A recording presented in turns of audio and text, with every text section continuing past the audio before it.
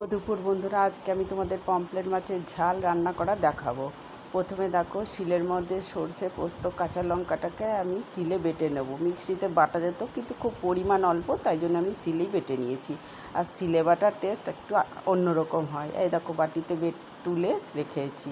এবারে সব মাছগুলোকে নুন হলুদ মাখিয়ে আমি ভেজে তুলে রেখে দিলাম।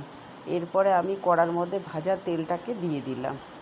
দিয়ে ওর মধ্যে যে কড়াটা গরম হয়ে এলো, আর তেলটা তো গরম ছিলই, তখন তার মধ্যে আমি দিয়ে দেবো বেটে রাখা সর্ষে আর পোস্ত। বেটে রাখা পোস্ত আর সর্ষে দিয়ে দিলাম। এবার পরিমাণ মতো দিয়ে দিলাম হলুদ, আর পরিমাণ মতো দিয়ে দিলাম নুন। দিয়ে ভালো করে নাড়িয়ে চাড়িয়ে নেব। একটুখানি যখন কষা কষা হয়ে আসবে, তখন আমি দিয়ে দেব পরিমাণ মতো জল। একটু জল দিয়ে দেব, খুব বেশি দেব না, একটু হালকা উষ্ণ গরম করে জলটাকে আমি দিয়ে দিলাম। এইবারে আমি মাছগুলোকে, ভেজে রাখা মাছগুলোকে একটা একটা করে ছেড়ে দিব।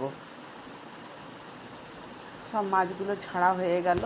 এরপর আমি কিছুক্ষণ একটা ঢাকনা দিয়ে ঢেকে দেব, একটু মাছটা যাতে সেদ্ধ হয়ে যায়। যখন জলটা শুকিয়ে এলো, ধনেপাতা দিয়ে নামিয়ে নিলাম। পমফ্রেট মাছের ঝাল রেডি। Tata, bye bye.